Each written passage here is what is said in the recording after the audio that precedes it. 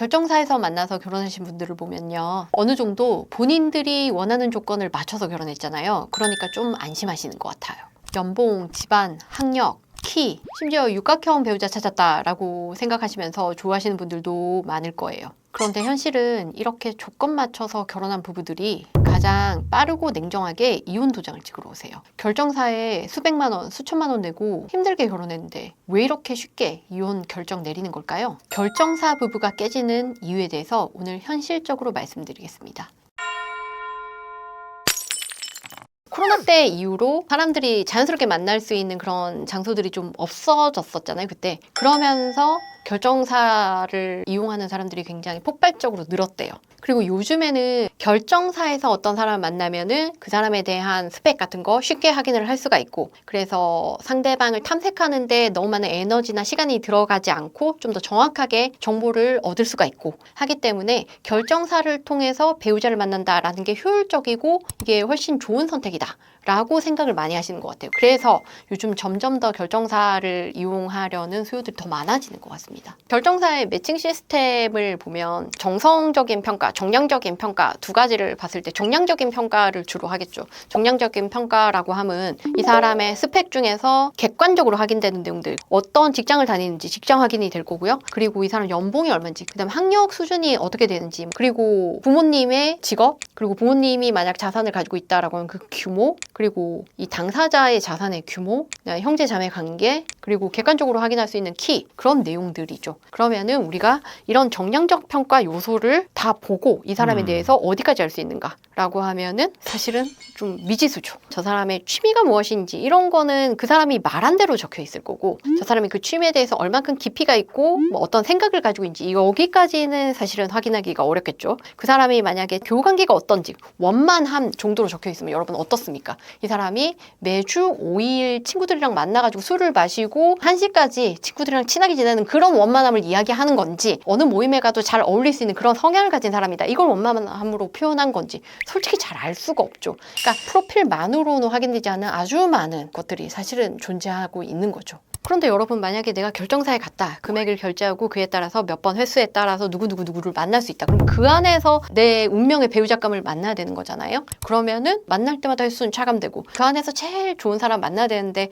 일단 마음이 좀 조급해지겠죠. 그럼 한 명 한 명 봤을 때 이 사람에 대해서 깊이 있게 알 수 있는 그 시간 아무래도 부족하겠죠. 이 사람의 성향이 어떠한지, 만약에 단점이 있다면 내가 수용 가능한지, 여러 상황에서 이 사람이 어떻게 행동하는지 그런 걸 다 관찰할 수 있는 기회가 있었던 것도 아닌 거죠. 그리고 나는 여하튼 여기에 결혼하러 왔잖아요. 상대방도 결혼을 하고 싶어 하고. 그러니까 우린 서로 가장 좋은 모습을 서로 보여주면서 생각보다 빨리 결혼을 결정하게 됩니다. 그래서 결정사에서 누군가를 만나가지고 결혼에 이르기까지 혹은 만남이 지속되는 데는 가장 중요한 그 정량적인 평가 요소들이 잘 맞았기 때문이고 그게 가장 중요했었던 이유인 거거든요. 근데 그렇게를 한 결과 어떻게 되느냐? 물론 잘 살 수 있죠. 운명의 상대를 만나가지고 너무 행복하게 백년해로 할 수 있어요. 하지만 문제도 많이 일어날 수 있다는 거 우리 너무나 잘 알잖아요. 왜냐하면 조건 보고 결혼했으니까. 내가 원했었던 그 조건에서 조금이라도 좀 달라져 버리면 쉽게 이 결혼을 포기할 수가 있는 거죠. 그리고 솔직하게 한번 이야기를 해보면 우리 결정사에서 상대방과 만날 때 그 저변에 깔린 마음은 손해보기 싫다는 마음이 상당히 크거든요. 나 정도면 이 정도 사람 만나야 된다라고 해서 그런 조건을 이야기를 한 거란 말이에요. 근데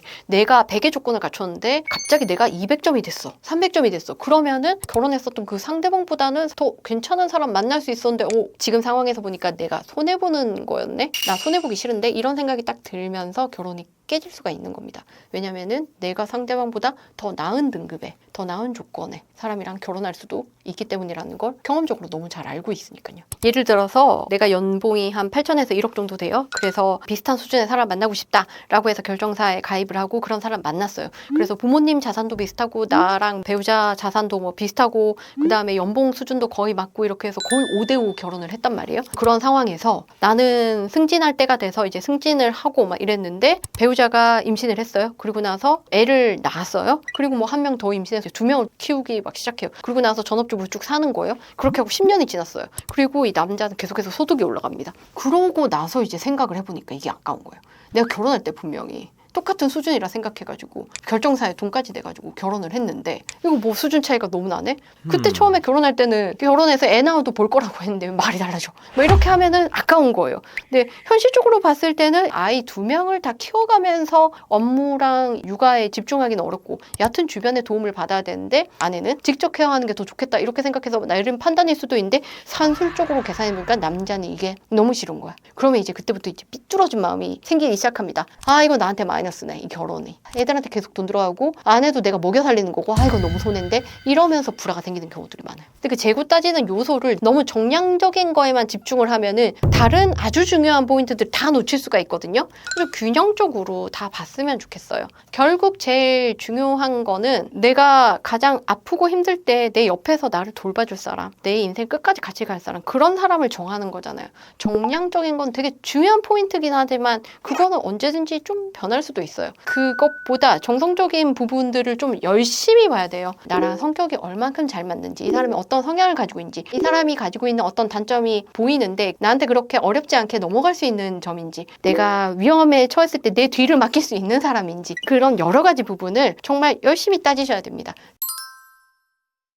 이미 결정사에서 만나셨는데 지금 사이가 좀 소원하다라고 하시는 분들은 일단 결정사에 처음에 가입했을 때 어느 부분에는 내가 손해보기 싫다는 마음이 분명 있었을 거거든요. 근데 이미 결혼을 하셨잖아요. 그러니까 그건 내려놓고 결혼할 때 서약을 하셨잖아요. 그때 내가 뭐라고 했었는지 어떤 마음이었었는지 다시 한번 생각을 하고 아직 만약에 두 분이 안 친하고 솔직하지 못한 사이라고 하면은 모든 걸 내려놓고 좀 솔직하게 한번 맞춰볼 생각을 해보셨으면 좋겠습니다. 아직 처음부터 다시 시작할 수도 있어요. 내가 이 사람에 대해서 잘 몰랐네 라고 생각이 들면은 오히려 알아갈 것도 많고 하니까 다시 시작할 수도 있구나 라고도 생각하시고 그렇게 한번 부부관계를 회복하기 위해서 노력을 해보셨으면 좋겠습니다. 이상 최영은 변호사였습니다. 감사합니다.